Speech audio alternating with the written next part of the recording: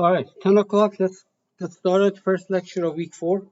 We're going to start the subject of assemblies today, which is analysis when you have several parts. All the problems that we have done so far, last 3 weeks, there was a single part. Okay, this is why I suggested to close that product document that opens up initially so that you don't get confused. You don't confuse yourself. Now, before doing that, however, there's a couple of things I want to say about some of the stuff that we have done so far. So,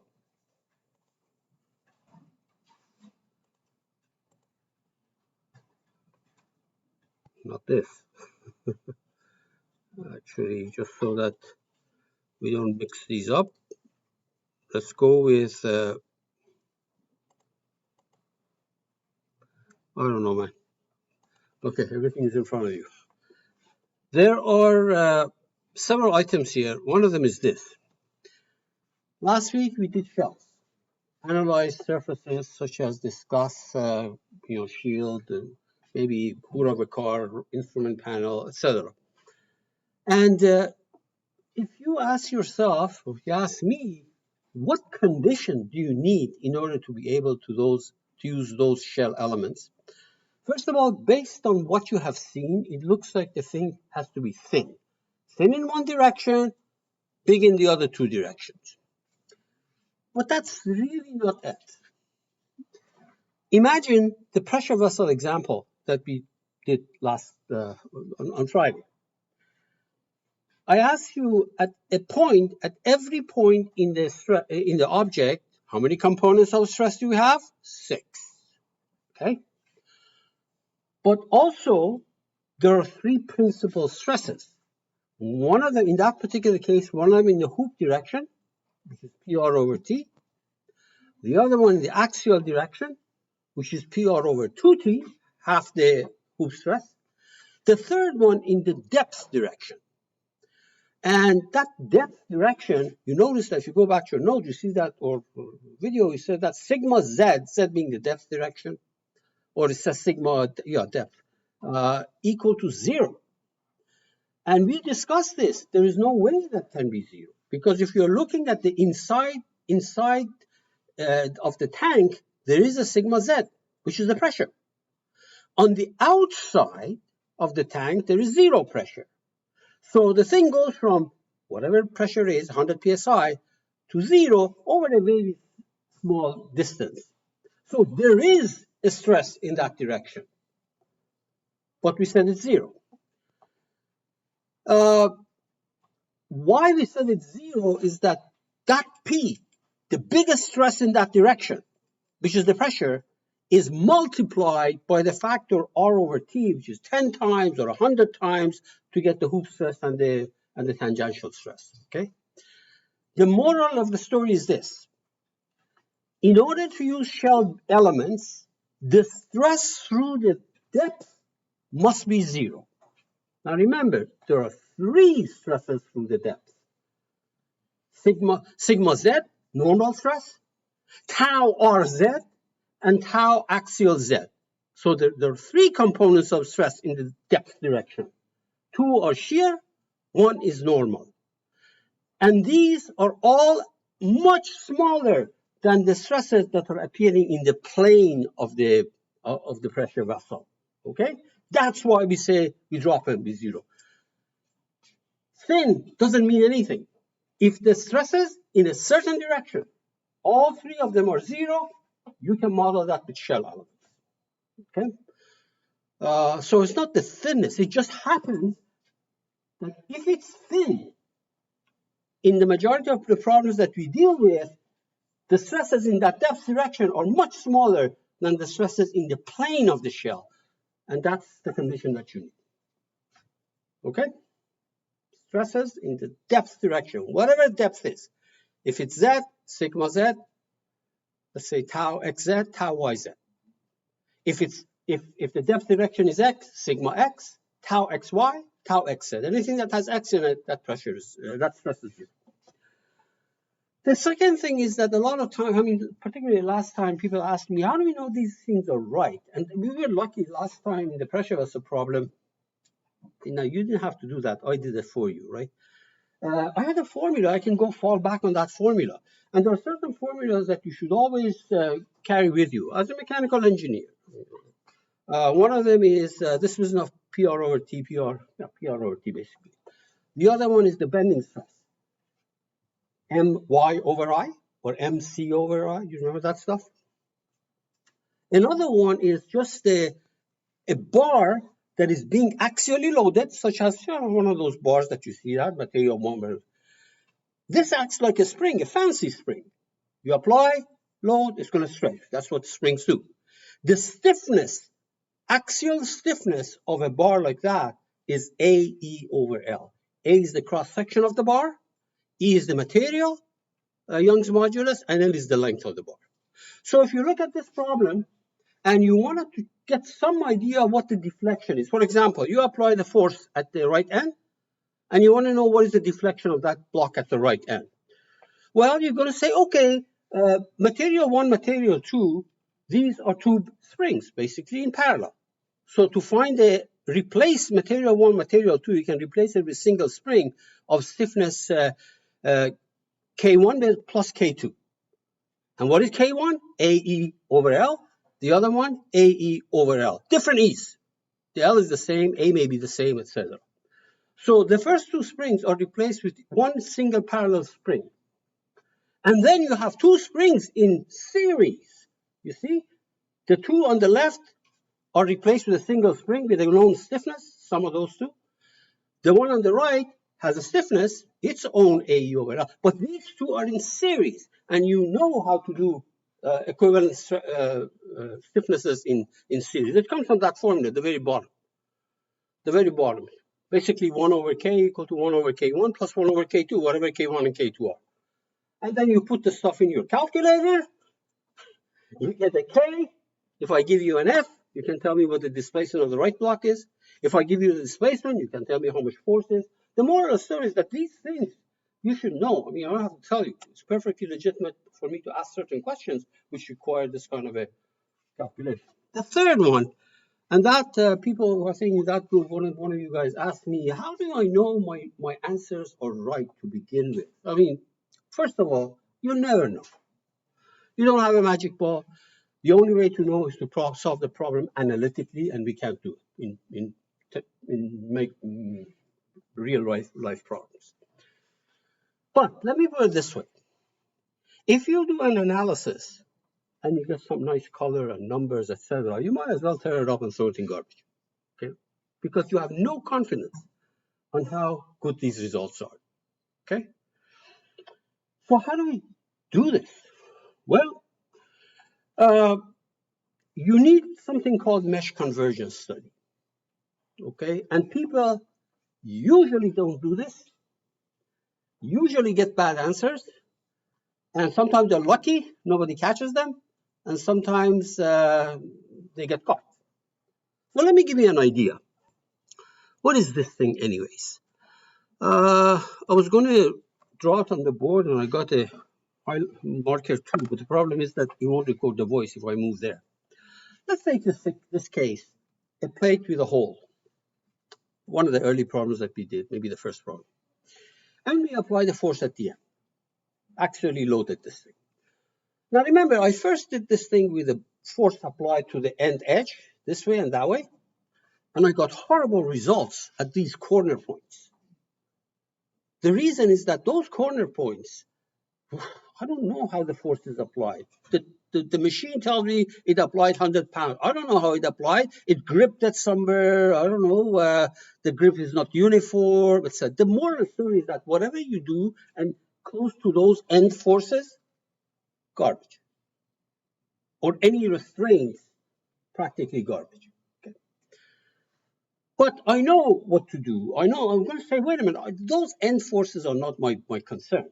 I actually converted that to pressure and showed you that all those weird colors at the end go away. Most of the color is in the middle, okay? Because you know that the top and the bottom of the circle have the biggest stresses. The stress concentration of 3 for a big plate, small hole. So then I said, okay, so at least I don't get garbage at the end. So I make a run with linear elements, and I get some numbers at the top and the bottom for stresses. Okay? There are colors, the biggest one, red on the top, red at the bottom. I have no idea whether they're good or not. But I get some numbers. What is the next best thing that I can do? I can say that, okay, I'm going to use a better element. Remember the two types of elements, linear, cheap, fast, not as accurate as parabolic. Okay? So I said the best thing I can do is let me run this thing, this time with parabolic instead of linear. So you run it, suddenly you see, oh, there's a 20% difference between the initial one that you did with linear elements and the subsequent one that you did with the parabolic element. Everything else the same. So then you're going to say, okay, first one, garbage, because I have no confidence.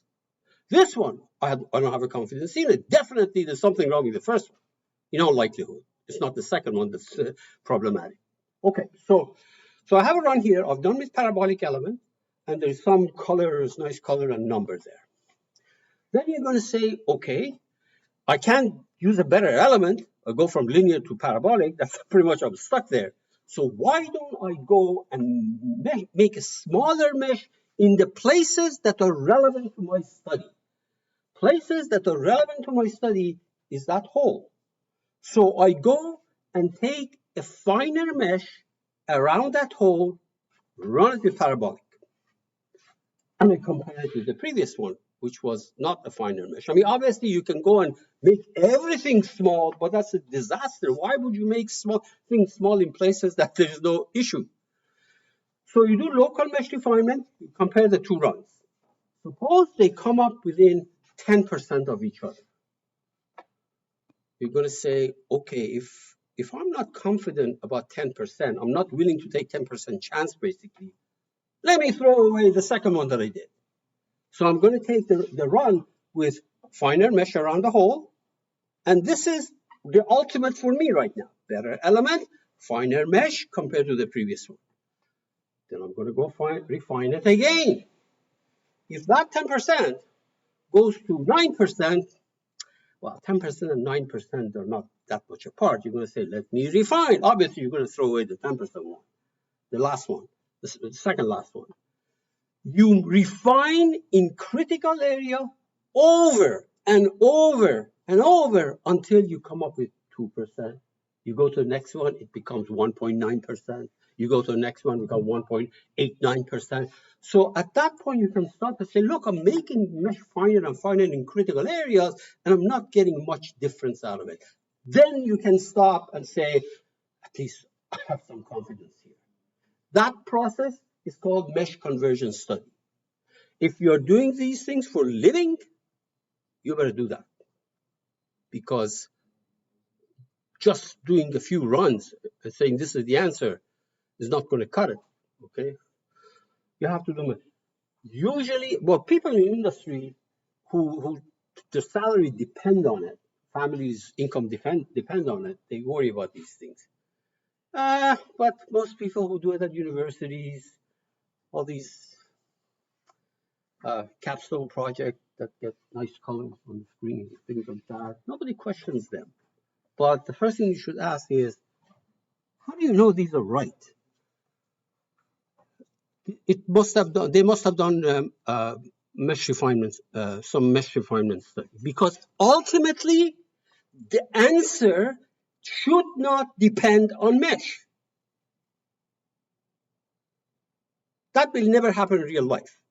It will. Even if you go to a mesh size of 1 micron, there will be some difference between the analytical solution, theoretical solution, or experimental. But anyway, ultimately, there should be no dependence in mesh, and this is the only way that you can at least study it to find out at what point things don't change that much. Okay, the only thing is that you don't have to make the mesh small everywhere; just you have to do it around critical areas. Any questions? And this applies to any analysis: mesh, beam, shell, solid, etc. Yeah.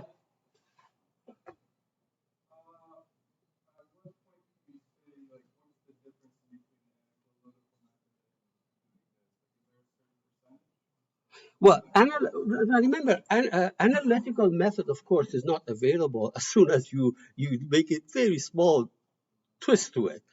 Don't get bogged down with analytical slash experimental. Okay, at some point there is no analytical solution. These are Mickey Mouse problems that have analytical solution. And believe me, these Mickey Mouse problems are the foundations of what you know, and they were done 150 years ago, where there were no calculators. Everything was done up there, But anyway, so don't get hung up on the issue of analytical solution. You rarely have analytical solution, but there is some experiment, and if not, you're taking a big risk to take the colorful stuff coming out of the machine and then say, I'm going to make the part and put it in service and see how it's going to work. It never happens. Okay.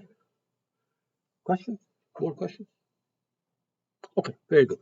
So we're going to. I said all of these things, and I realized I was not recording this morning. So that's why this is recorded and it's going to get posted. So we're going to move into the chapter 14, which is our first chapter on assemblies. And I'll say a few more words about the business of assembly versus part. But when you get your test, this is important when it comes to writing a test. If the problem starts with a statement, consider the assembly below, that means this problem must be done as an assembly, okay? Not as a single part. If it says, consider the part below, I'll be very careful. I really mean a part, okay? Now, I'm hoping to be able to use all planes of symmetry today. I can't do that with this morning. It didn't happen, so maybe we'll worry about it later on. You have to see the planes of symmetry in this problem that I'm going to do. And if necessary, either I'll start up next Thursday's lecture with this same problem with different planes of symmetry, or you can watch the videos from last year, because you have to know it. So here's a problem. You see an assembly there. That's what the title says. On the test, you see it says, consider the assembly below. Immediately says, this must be done with two parts, two bearings, left and right. Okay, I have to be more specific. Consider the assembly made of three parts in this case, and the shaft.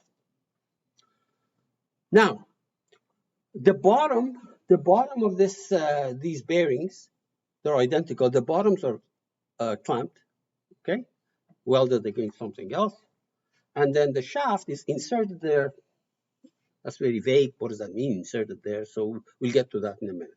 Somehow it doesn't move, just standard inserted there and stay there symmetrically. Okay. Now, I will apply a force to this shaft. Maybe I'll go and stand on it. Stand on it.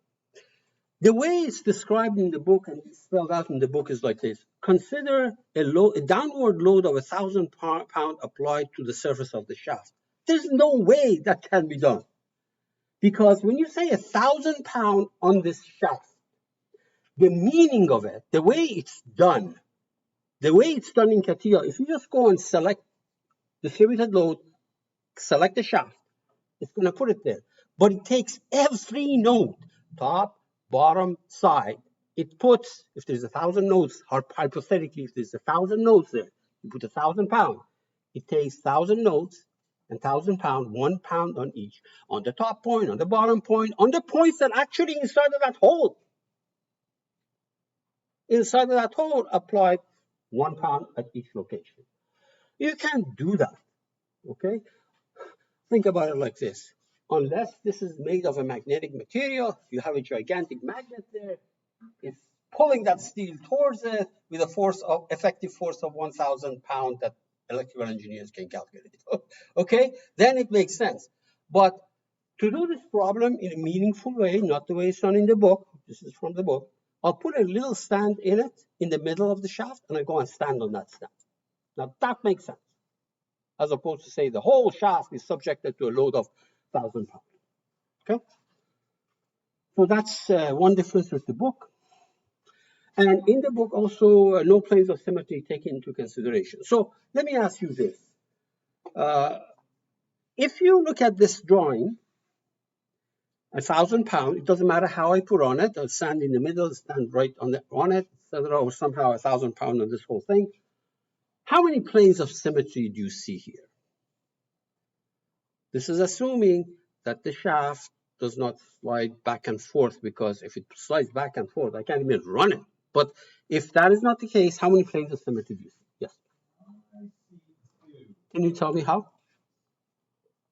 Which two? Yeah. I mean, at least point it to me. Or usually I put coordinate system here, but I didn't do it here. Length. Yes. So one is along the 10-inch length, okay, and the other one is perpendicular, halfway between the two shafts. Just cut it between the two bearings. Just cut the shaft like that. You're right, and this is correct. But when I do a problem later on, I will show you that depending on what else do you say, one of those planes may be gone. Okay, one of those planes may be gone. And we will have to say something else, because remember I said here, pretend that this can stay there without actually moving sideways, okay? And this can in real life happen because of the friction between the shaft and the hole. Because of the friction between the shaft and the hole, it won't let it go sideways, okay? But we will get to that in a minute. Okay, so I will not use any planes of symmetry for this round. Maybe on Thursday we do it, or on videos that you're going to watch. So let's go ahead and make it. I'm going to ignore all the dimensions here. So I'll make something, roughly like that. I go here, and notice that I'm starting in product. In the past 3 weeks, as soon as this thing popped up by default, I close it, because I said that we're dealing with a single part. Let's not confuse ourselves and do product. But now we have no choice. We'll have to do it as product, which is made of 3 parts. The other thing is that my approach to these problems, these are simple, basic problems. So I will make the parts in front of my eyes. As I move along in this product, I make the shaft, then I make the left bearing, then I make the right bearing, okay? But in real life, this doesn't work, because maybe left bearing is done in Winnipeg and right bearing, or the shaft is made in Vancouver, okay? And the guy who works on it there, he doesn't care about what you do. He has a part and models it and does whatever with it, okay? Well, we're not going to do that. I'm not going to create 3 parts and then bring them into product. I'm going to do it while I am in the product. Okay, here's a product file. The first thing I'm going to do, I'm going to save this product. So we go File, Save Management, Save As, Desktop, New Folder, 10 a.m., 10 a.m. class, 10 a.m., 10 a.m. So everything that I do with you guys is going to go into this. Okay, so I'm going to insert my first part. And what I do by that, insert new part in there, part 1.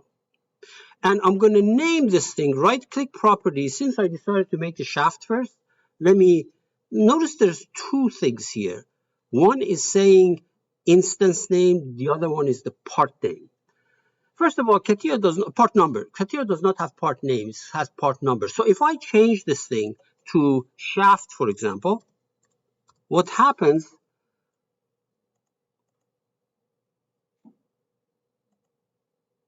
let me say, okay, apply.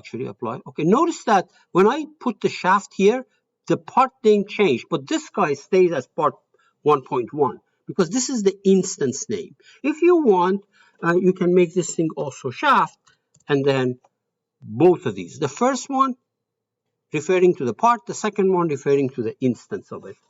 I'll worry about instance later on. Right now, it doesn't matter to us. We're going to make it. Double click on the shaft. We go to the part design. On that face, on that vertical plane, YZ plane, I will sketch. The shaft, I make it radius 0.5. So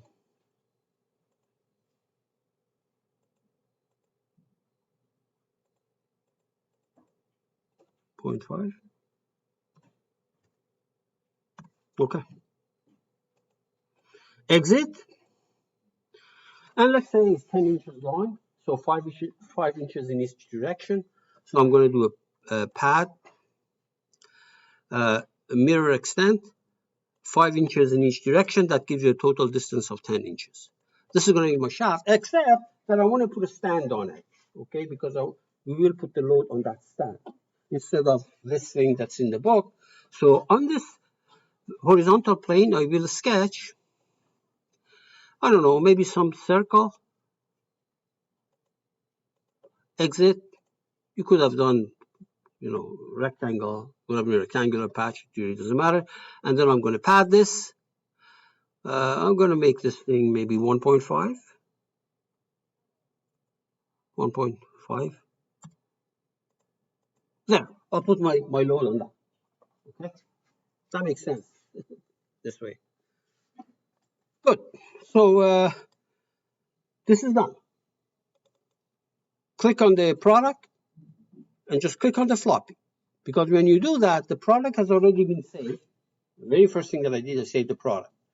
The part I didn't change, but this way of doing it is take this part, put it in that same folder, and updates everything. Okay, so we say, just click on the floppy. If you put this thing on the top level assembly and click on the floppy, it will not ask any weird questions, where and what and things like that. You go to that folder and put this shaft there. Now I'm going to insert my second part. Insert, new part. It's a good idea, at least once in your life, read this thing. I'll let you do that. Or say no, I always say no. Start thinking about this new part that you want to put in there. Do you want to have the same coordinate system as the first one or a new one? I said always the same coordinate system. Okay. And let's change this thing, call it bearing. Right click properties. This is the instance name, bearing. And this is the part name, bearing. If for some reason you want different things, feel free to do that. And now we're going to make it. So you double click on the bearing. We are in part design. We can make the bearing. And I'm going to let that go in front of me. I can see it so that relative wise I can see how big things are. Now, the bearing, I have choices. I can make it on this sketch, draw something that looks like that bearing and then pad it. That's one way. Or I can draw it on the YZ plane, just like I did this one, draw something and pad it. The only thing is that if I go that route, and I will go that route, is that this is not going to be at the right location. You have to move it and put it in the right place by using assembly constraints. Okay? And that's what I'm going to do. So on this vertical plane, I will sketch. All right, I want to sketch a hole exactly the same size. So I can draw a circle and then, dimension it, etc. Or I say, I'm too lazy to do that. Why don't you project that face, that circle into that? See that? There's the project icon. Project this, and it just projected it on that YZ plane. Now, it is yellow because it's the outcome of projection. You cannot change the size of that circle, for example, because it's projected from something else. If you want to make changes like that, and I don't want to, okay? But if you ever want to do changes like that, that yellow thing that you projected, if you put the cursor on it, right click, you can say isolate. Oops. You can say isolate. Notice the color yellow goes away. And when the color yellow goes away, you can actually move things around. You can dimension it, etc. It doesn't matter to me. I just wanted to show you. Worst come to worst, draw the circle, dimension it. Okay.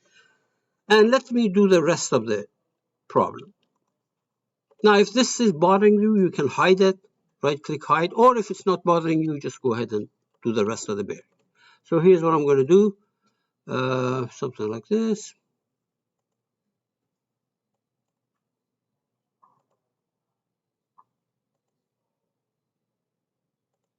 Okay, I'm not going to worry about dimensions. Exit, and pad it in each direction by, how about 0.5? 0.5. There, this is my bearing. And the reason it looks weird like that, because I used the YZ plane to make my sketch and padded it, so eventually I have to move this thing. Now, we want to save this. So I go to the top level, click on the floppy, and it's going to save the new stuff. Now, the other bearing is exactly like that. There's two bearings and one shaft.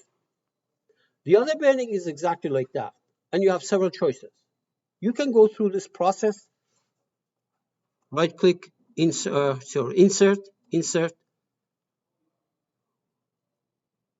where am I?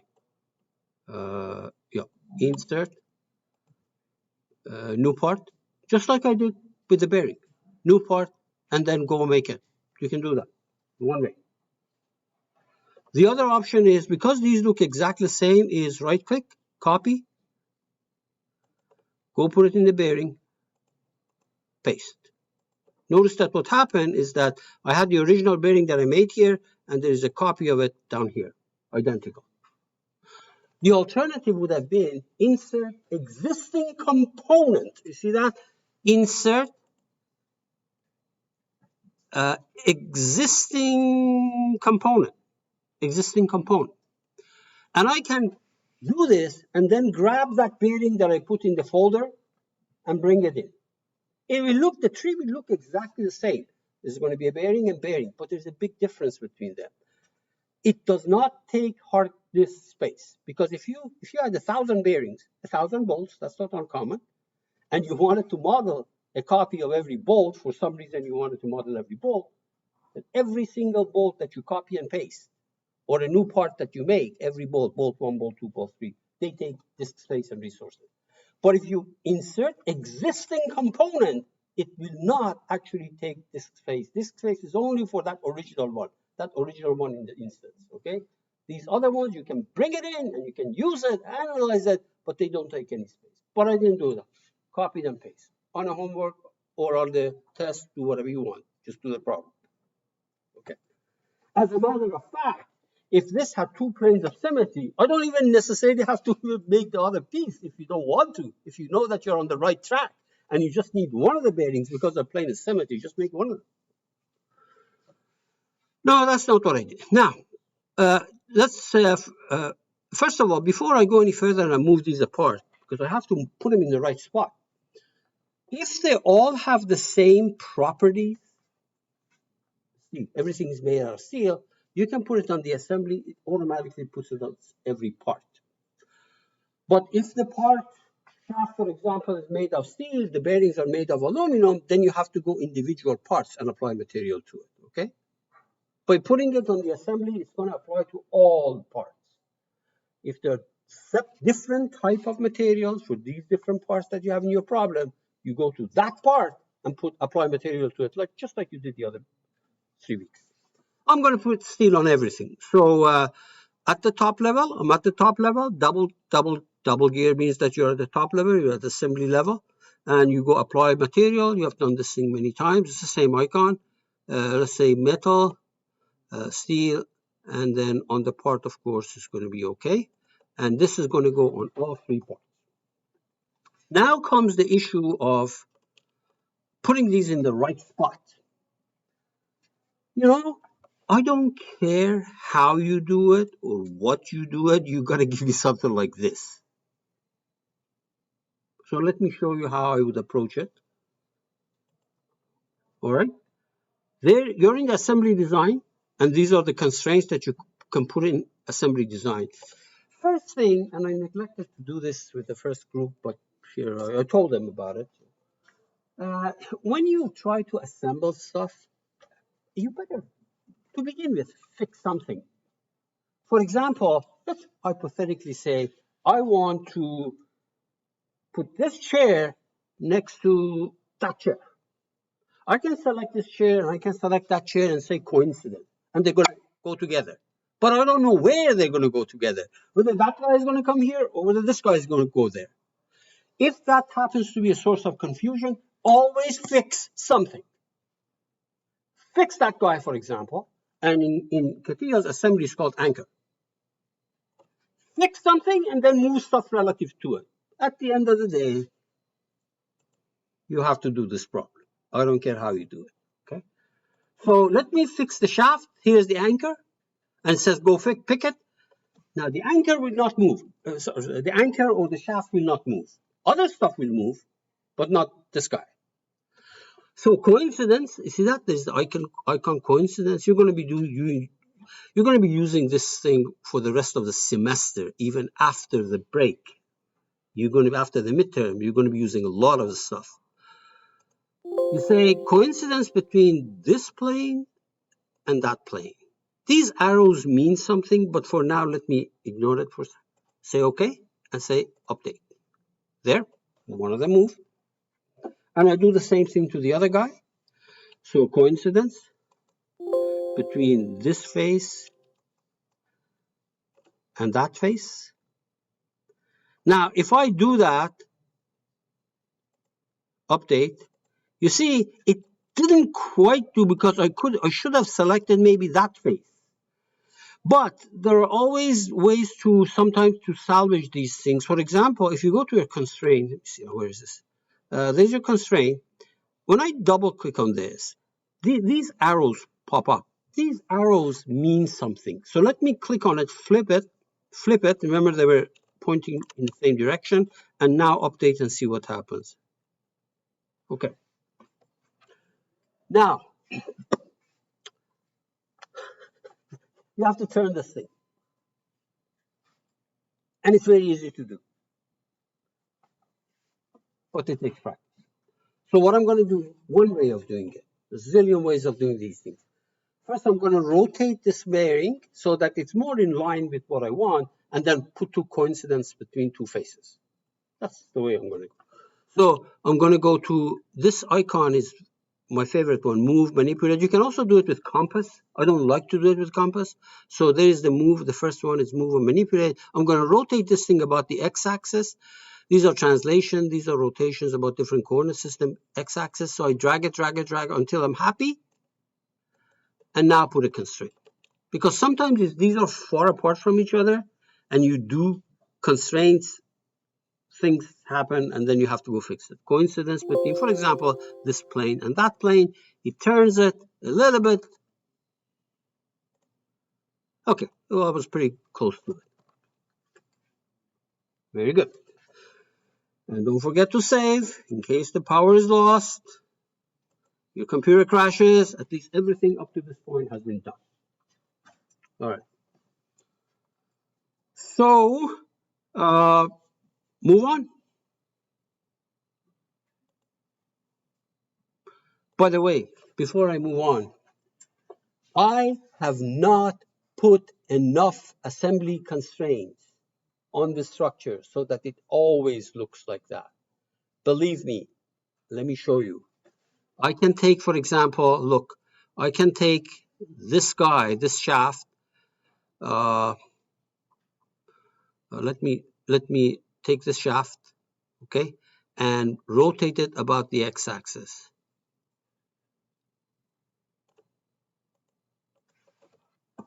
And it's an update. So that one must be okay.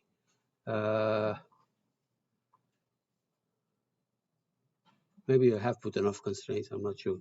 But if you have not, when you move things around and then you think that, oh, I'm going to update it, goes back to the original position that I wanted, it may not because there may not be enough constraint. It looks like I had it here. Don't worry about it. This is not very critical in this portion of the course, but after the midterm, it's completely different ball game. Okay, but move on. So we go to generative structure analysis. You click on it. CATIA immediately sees three parts and it gives three meshes. Static analysis, of course.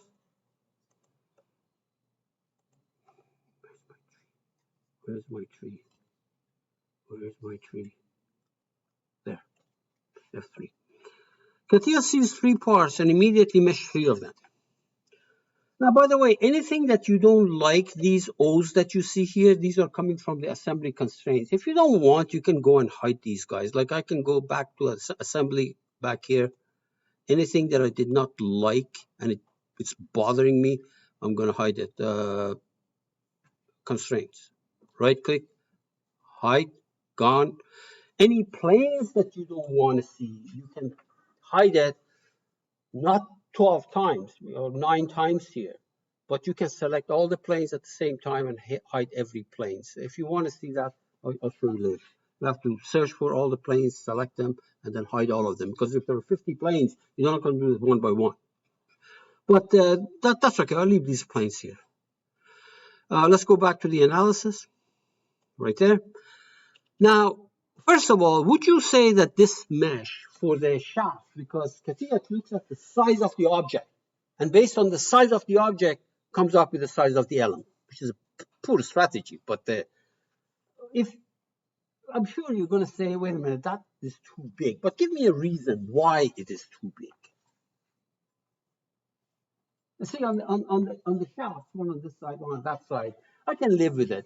But for that particular shaft, I don't like that. But I want a reason for why. And let me give you typical questions. Same question. Why is that too big for this problem?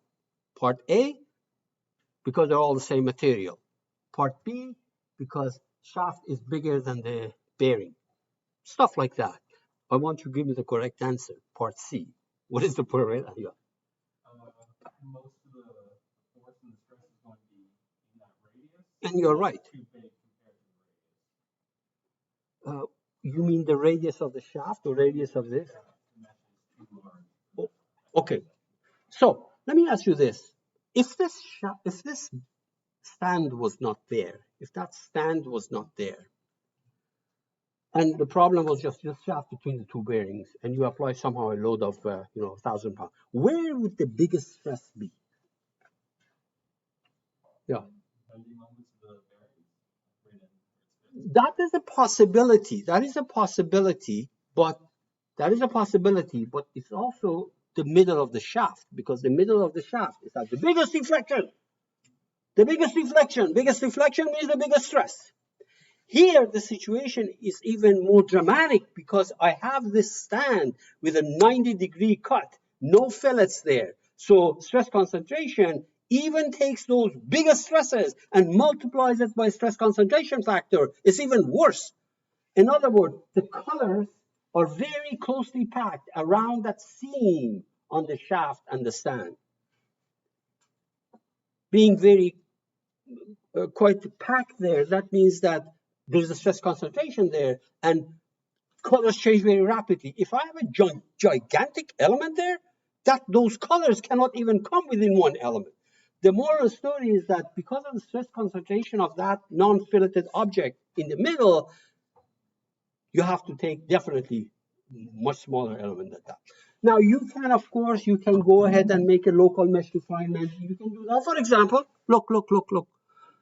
I can do the same stuff that we did before. For example, local, where's that? Local mesh, remember that? You click on it, and it's going to say, okay, it's going to pause here. Because if you read the bottom left corner, it says, all right, you want to refine, but which elements? Because there are 3 elements here. It never asked this before because we never had a situation where there were 3 parts. Here it says, which part? I want, obviously, it's not quite the which part, it's which element. So if you look at your tree, of these 3, which one is it that you want to refine? It's this one. And then it says, where? Which one of these? And now that you decided which one, where? Obviously, I want to do it around the seam. Now, this may be too big. I'll make it 0.2. Okay? You say, okay? This is more civilized than making it everywhere small. I could have made this gigantic element here small everywhere. I could have, but there's no need to do it in these locations.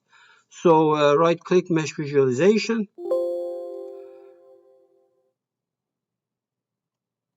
You see? Anything that I don't like, I can hide. Right there. At least there's some hope of resolving that stress gradient around that seam with these elements, but there was none before. I didn't show this thing to the first group, but I told them, but we did everything small. Okay, deactivate this. Yeah. All right, so the bottoms clamped.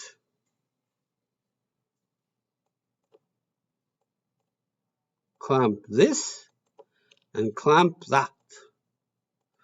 And put a force of 1,000 pounds on that stand. And it knows it from earlier this morning. That's why I don't have to change it, minus 1,000. And I'm going to run it and watch it fail.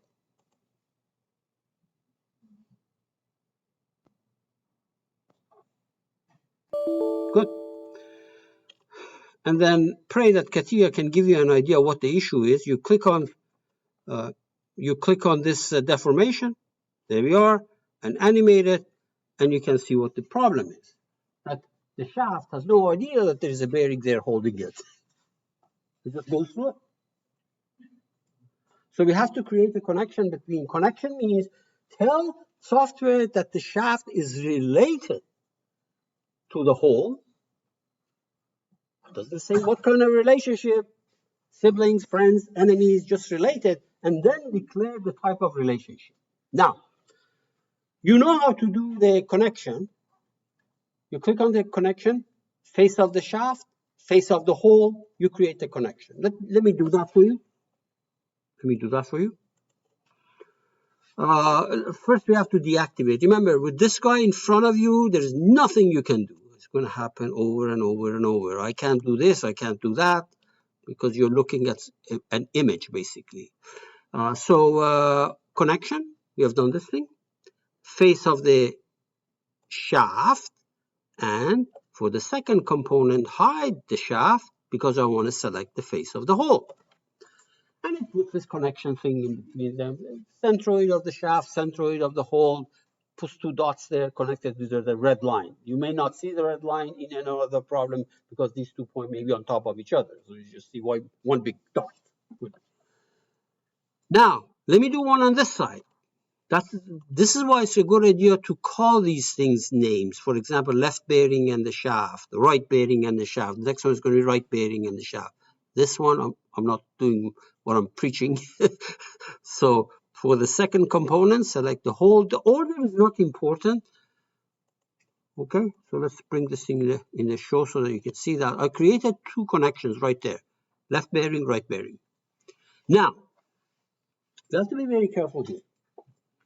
If the problem statement says that these parts, shaft and the bearing, are perfectly bonded, perfectly glued,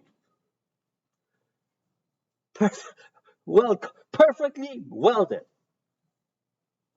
as if this part was machined like that. When you think about it, if these are perfectly bonded together, it's the same material, it's just like spending thousands of dollars trying to machine a part like that. It's not three parts. So I could have solved this thing as a part problem, actually. Don't do it. If the problem is an assembly, you must solve it as an assembly. But if it says these are perfectly bonded, perfectly glued, okay, do it as an assembly, but declare this connection as fastened. Fastened. That essentially becomes one part. If it doesn't say these are perfectly bonded, perfectly glued, perfectly whatever, then means that you can put the shaft in there and then you can take it out. You know, it's basically a contact problem. You cannot penetrate it. Okay. If I declare that as fastened, it would not have penetrated anyways, because as it was moving, the hole would go with it, because these are essentially one part. But let's do it as contact. So here is a contact. The third one is fasten. We have done it. Contact. And you can do it from the tree. Notice that the icon for contact is, you can see, hard to see. Instead of a fastener sign, it's two plates on top of each other, two rectangles on top of each other. You can see that inside of that big red box. And the same thing. Do not fool around with these things. Leave these alone. If you want to know what they are, I'll be glad to discuss it with you. With this course, do not fool around with these, please. That's because if you do and you get something that you didn't mean it, but it came out wrong, then you lose the part for that particular, issue. Another one over here, another contact for this other guy. It puts the same thing on this side. You see that? And we're going to We're going to run it and watch it fail again.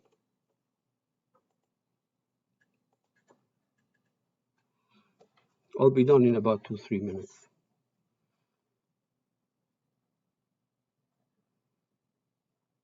Definitely we're not going to be doing cuts. Okay, it didn't work. So what happened? So let's look at the deformation. Can I animate it to see, maybe give me an idea?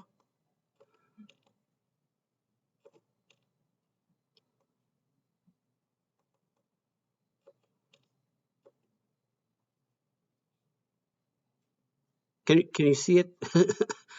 Okay, if you can't see it, if you can't see it moving, let me change the scale a little bit, maybe 10 times bigger. Make this thing 9. Okay, now you can see it properly. It can no longer penetrate the bearing, but it can slide in it. Nothing stops it from sliding.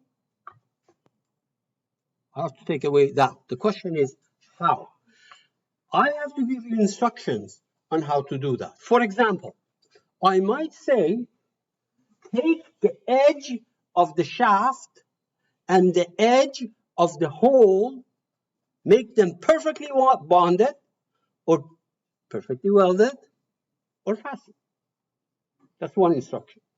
I can say that take the edge of the shaft and the edge of the hole on this side, edge of the shaft and edge of the hole on the other side, perfectly bonded. This is also the same thing. But the second one, this middle one, is a plane of symmetry. With the first one, on this side they're welded, on that side it's not, then that plane is not a plane of symmetry. There is one along the beam, along the structure, but not perpendicular to it. I'll do only one side. Okay, I'll do only one side. So so the instruction to you is this. The edge of the shaft and the edge of the hole are perfectly bonded or welded, etc. So let me deactivate this. Okay, so let's do that. Create another connection. Now you can see these number of connections become large, and you may be not doing yourself a good favor by giving these meaningful names. So let me hide this.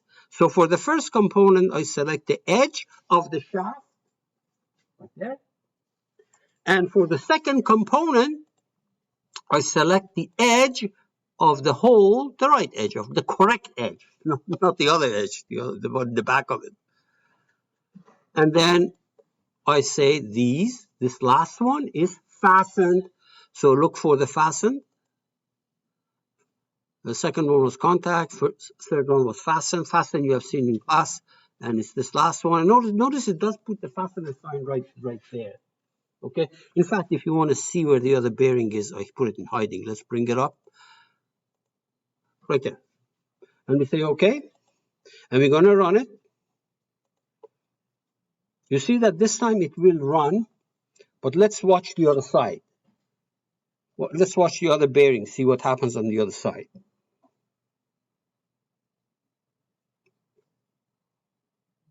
Okay, good. So let's look at the displacement.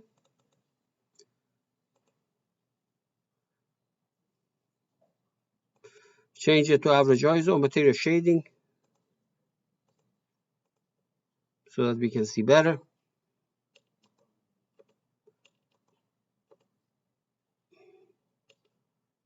I want to turn this thing a little bit around.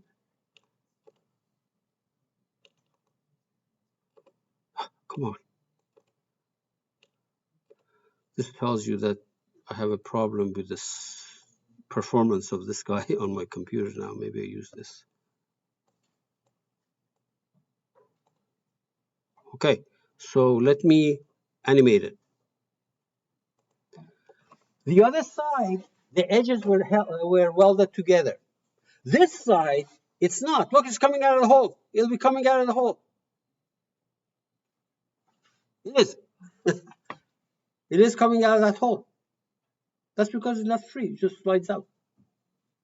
This is why there is no vertical plane of symmetry to this. There is one along the axis. And if you look at the von Mises stress, just like what we expect, there's going to be spots here. See that? And there's going to be spots at the end because of what you were saying. In other words, the shaft actually on this bearing, it's going to bend it, and at the edge, there's going to be some color, and you can see that right there. So both of these important, but the question is for your design, what are you designing for? Are you worried about the bearings, or are you worried about the failure of this thing in the middle? Then you concentrate on your stuff. Okay, so see you on Thursday. Yeah. There is a few people that I asked to see me after the lecture. If you already in that list, can you